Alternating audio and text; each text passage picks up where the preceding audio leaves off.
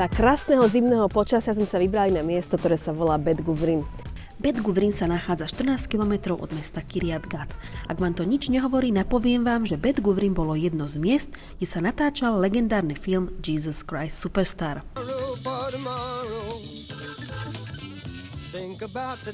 Dnešný diel sa bude niesť znamení cudzích slov. Vysvetlíme si, čo znamená kolumbárium, pozrieme sa doslova na kosť slovo gluskema a na záver si ukážeme, ako vyzerá klaustrofóbia. Mám taký pocit, že som si práve vybudovala klaustrofóbiu.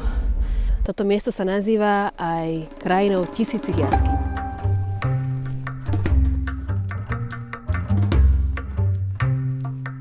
Územie Národného parku Bet Guvrin a Mareša sa zapísalo do zoznamu Svetového dedičstva UNESCO práve svojimi nespočetnými jaskyňami.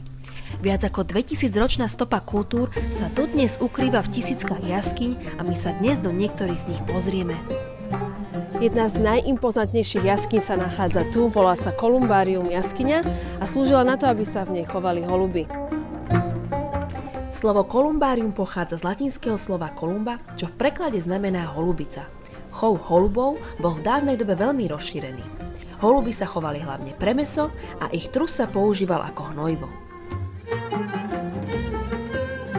Takže ako vidíte, je tu naozaj obrovské množstvo hniezd pre holuby. Dokonca aj teraz tu ešte nejaké počuť. A je ich tu dokopy až 2000. Rovnako ako ostatné jaskyne bola aj táto jaskyňa doslova vytesaná do mäkkej horniny.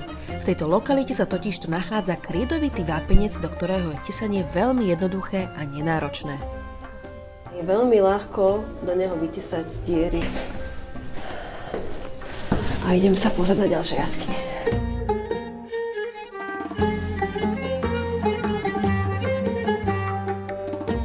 Okolie jaskyň je posiaté bohatou flórou, ktorá neraz k sebe viaže rôzne legendy. Napríklad to, na čo sa pozeráte, je rohovník obyčajný, ktorý má v určitých obdobiach veľmi výraznú vôňu, ba až pach. A legenda hovorí, že beduíni nosili mladé dievčatá na výdaj pod tento strom. A keď dievčatá rozoznali ten pach toho stromu, čo im to pripomína, tak neboli súce na výdaj. A si môžete domyslieť, aký to bol pach.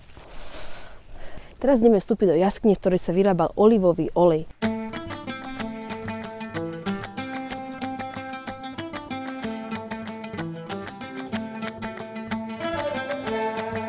Výroba olivového oleja vyzerala tak, že najprv sme si dali olivy, osol to roztláča, potom keď budete olivy roztlačené, tak sa dajú do takých vriec, ako vidíte napríklad tam sú vrecia a váhou týchto kameňov tlačili na tie vrecia a potom z nich vychádzal ten vytlačený olej do toho žliabku, ktorý je tam na konci. Vlastne bol ten olivový olej hotový, tak ho zmiešali s vodou, tie ťažké nečistoty klesli na dno a olivový olej čistý zostal hore.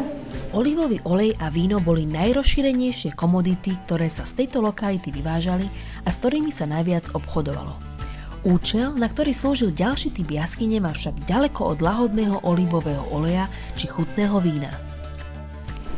Teraz sme vstúpili do jaskyne, ktorá fungovala ako hrobka. A bola, kedy sa ľudia pochovali takým spôsobom, že najprv sa telo dalo do jedného z týchto otvorov a nechalo sa to týždeň otvorené. Po týždni sa to zatvorilo a približne po roku sa odtiaľ vybrali už len kosti. Potom tie kosti sa poukladali do takých nádob, ktoré sa volali že gluskema. A tie nádoby boli také veľké ako najväčšia kosť v tele, čiže vlastne stehenná kosť. A potom tie gluskemy alebo tie kosti sa poukladali sem. Videli sme jaskyňu, ktorá slúžila na chov holubov, videli sme jaskyňu, ktorá slúžila na výrobu olivového oleja a teraz sme videli jaskyňu, ktorá bola voľakedy hrobkou. Teraz sa ideme pozrieť na posledný typ jaskyne. Je to jaskyňa, ktorá slúžila na úkryt v čase rebelstva a trocha sa v nej zašpiníme. Sú tu nejaké šípky.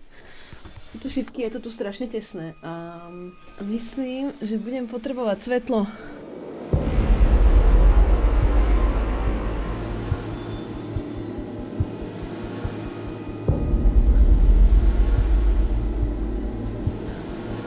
Akože poviem vám, že nikdy som sa netešila viacej zo šípky, ako sa teším teraz, že vidím teraz tú šípku.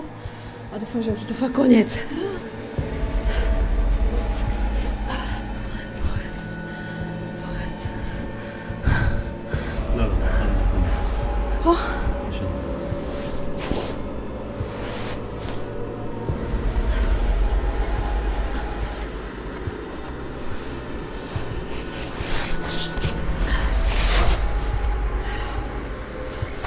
A mám taký pocit, že som si práve vybudovala klaustrofóbiu.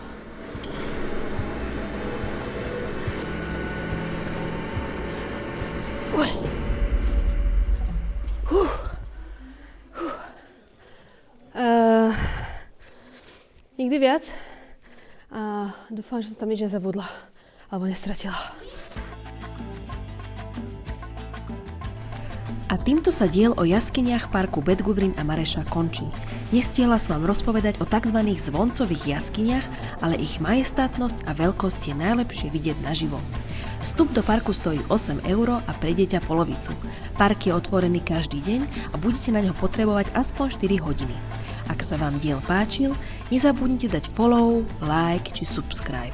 V ďalšom dieli sa presunieme trocha na juh, aby sme sa ohriali.